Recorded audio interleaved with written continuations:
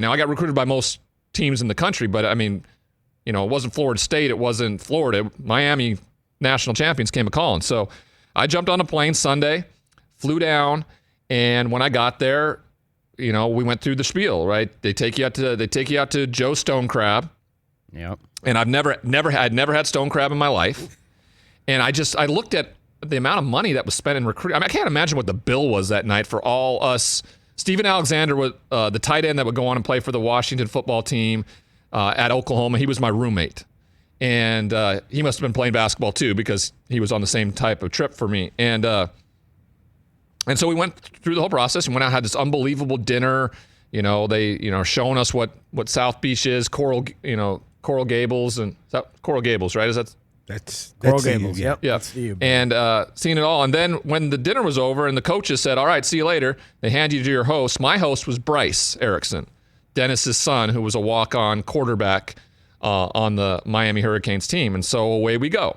Now, I had never sipped a sip of alcohol yet to this point. I'm 17 years old. Okay. All right. I have, been very sheltered in my, and also I viewed people that did drink in my hometown in particularly as morally corrupt.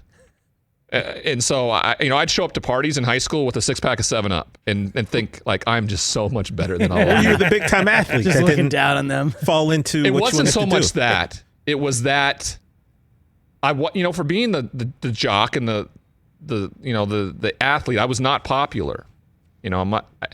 I kind of was an ass because I was so darn competitive, and it rubbed people the wrong way, and people wanted more of an introvert and not an extrovert in that small town of Great Falls.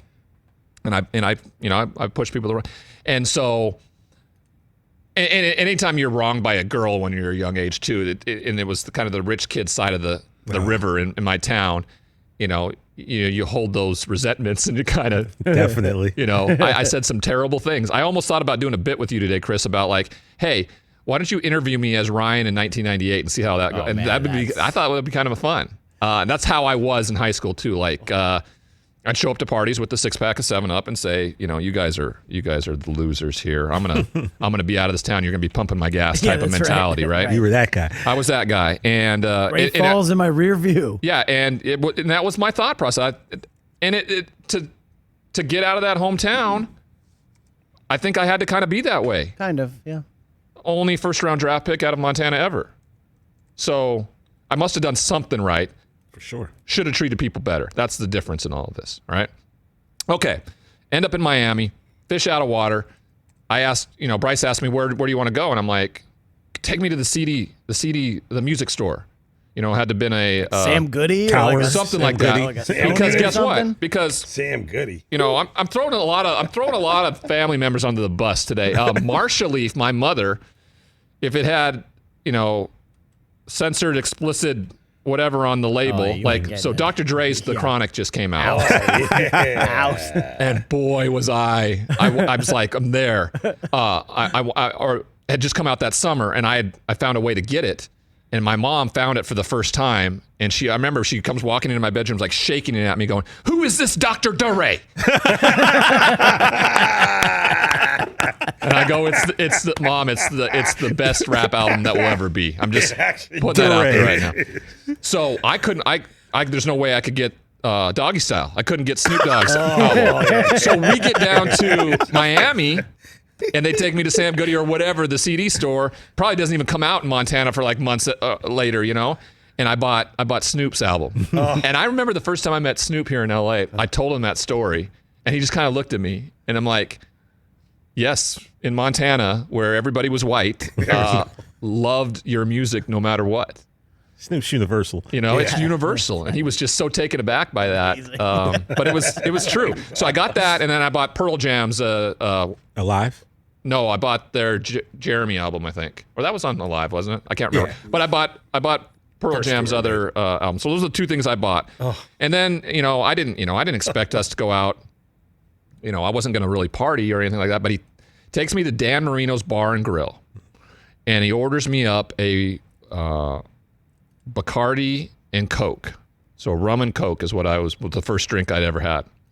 And I take a drink, and of course, I was 6'5", 165 pounds at the time. Felt it right away, right? And inhibition's gone. And then I was like, oh, I like this. I like how this makes me feel. And so I started talking to girls. But I mean, I am so fish out of water, right? I have these cutoff jeans on and jean shorts and a flannel shirt in South Beach, right? I mean, I couldn't be more out of place. Grungy. Yeah, I was. Yeah, that's why I picked the Pearl Jam, right? Grunge. I was the grunge look. And You were Nirvana. Jeremy.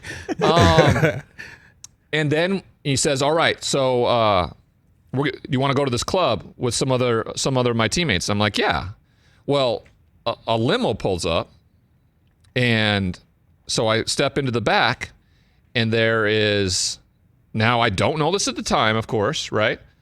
But it's one of them's Bob Marley's nephew, who was the linebacker, Rohan Marley, His son. Yeah. Rose's son. That was his son. Yeah, Rohan is Bob. I thought it was Marley's his son. nephew. For years, I've told him the story that it was his nephew. No, it was his son. Bob Marley's son is there. Warren Sapp. Of course, we don't know who Warren is. He's just the starting defensive tackle. Yeah. And a bunch of other guys. Ryan Costa, a quarterback, or Frank Costa, the quarterback. Costa. Ryan Collins, the quarterback. But in one of the transitions in cars and everything like that, a guy named Dwayne Johnson, backup defensive tackle. Don't even think about it ever again. For years and years and years and years and years, until I saw the U on 30 for 30. Mm-hmm. Oh, love that. And then I was like, because he looks completely different than what he did. He was so much, thick. mass. He was a thick boy. And I said, dude, that was The Rock. And so now it's a story, all three of us, nobodies at the time. Now, they were national champions, so I guess they were somebodies, but I was this punk kid from Great Falls, Montana on a recruiting trip, and now the biggest movie star in the world is a part of my story of my recruiting trip to Miami. Now, to finish it all out, I threw up for the first time the next morning. Of course you did. Of course. Eric Price, who was Mike Price's son, was a GA down there. Mike Price was my head coach at Washington State ultimately. Eric was the GA for Dennis Erickson there. And instead of going to any of the academic things all day because I was so hungover, I just slept in Eric Price's office. And for whatever reason, clearly that wasn't a huge red flag to send to his dad, say, don't recruit this guy. He slept in my office the whole day. But I ended up going to Washington State. Dennis Erickson was great. He walked right up to me at the exit interview and said, "How was your time here? I want to be honest with you. I'm going to look for some other things if an NFL job does come open." And sure enough, he took the Seattle Seahawks job a year later. Yeah, that's right. And he also told me the recruiting coordinator was really interested in me as more of a linebacker, tight end type, mostly tight end. Wow. And I thought that was incredibly honest of him.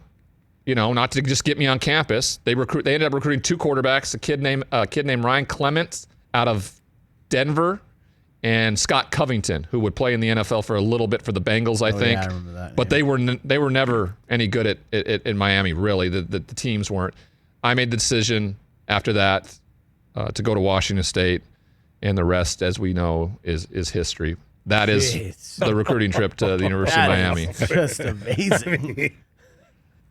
It's fun to come on the show and talk about this stuff. It really is. We love it. Rohan, Sapp, Rocky, and you. That's great. It wasn't just us four. I mean, it was about three different cars, and everybody kept transitioning the whole night. But I remember at that one point that Dewey, Dwayne, as they called him. Yeah. Dwayne got in the... That is... Wow. I don't know if I said anything, but... Yeah, I mean, you're just shocked. I would be surprised. I would love to ask him that question. Do you remember the skinny, just weirdo Nirvana-looking guy getting in the car with you in 1994? With cutoff jorts and a flannel. Jorts and a flannel on, and thinking that kid better not be my quarterback next year. Yeah, right. Hey, Rock, Rock, if you remember, tweet us. Let us know if you remember hanging out with Ryan Leaf back in the mid-'90s. Please say you do. Hey, you watched all the way to the end. Thanks for that. Watch more right here.